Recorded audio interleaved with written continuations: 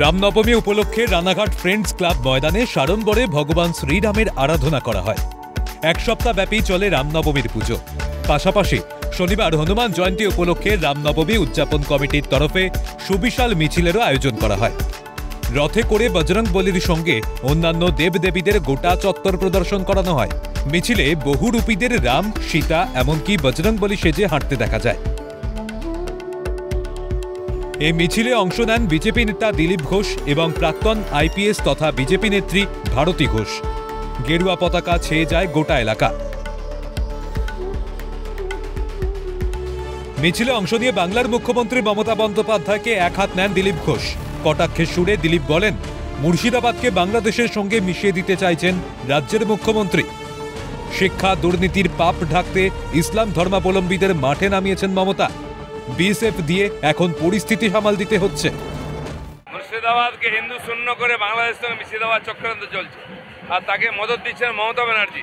উনি ভাবছেন যে শিক্ষা দুর্নীতি করেছেন, সেই পাপকে চাপা দেওয়ার জন্য মুসলমানদের রাস্তায় নামিয়েছেন। সব জায়গায় হিন্দুদের বাড়ি ভাঙা হচ্ছে, হিন্দুদের হত্যা করা হচ্ছে, মন্দির ভাঙা হয়েছে, কাল থেকে চলছে। পুলিশ পাচ্ছে না, বিএসএফ নেমেছে, এখন সেন্ট্রাল ফোর্স নামাতে পারো। রাস্তাতে পুলিশ লাঠি মারবে আর অনুপ্রবেশকারী জঙ্গিদেরকে জল খাওয়াবে। এই হচ্ছে বাংলার পুলিশ।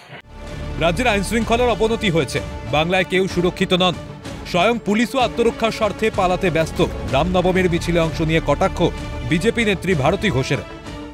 কোনো আইনের শাসন নেই, সেটা আপনারা দেখতেই পাচ্ছেন। আইনের শাসন বাংলায় নেই, এবং আজকে নয়, দীর্ঘদিন ধরে প্রায় এক দশক হয়ে গেল বাংলায় কোনো আইনের শাসন নেই। এখানে জঙ্গি বলুন, রোহিঙ্গা বলুন, বাংলাদেশ থেকে এসে আজকে মালদা, মুর্শিদাবাদ মিনি বাংলাদেশে পরিণত হয়েছে। মানুষের কোনো সুরক্ষা নেই। মানুষ বলুন, আর শিক্ষক বলুন, আর মহিলা বলুন, আর ছাত্র বলুন, কারোর কোনো সুরক্ষা নেই।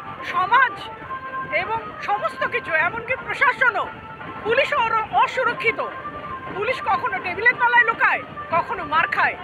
তাই শাসক দলের যিনি মাননীয়া, তিনার উচিত রেজিগনেশন দিয়ে চলে যাওয়া। ২৬ নির্বাচনে বাংলায় যে পরিবর্তনের হাওয়া আসবেই, সেই বিষয়েও বাংলার মানুষকে আশ্বস্ত করেন। প্রসেনজিৎ বিশ্বাসের রিপোর্ট, ক্যালকাটা নিউজ।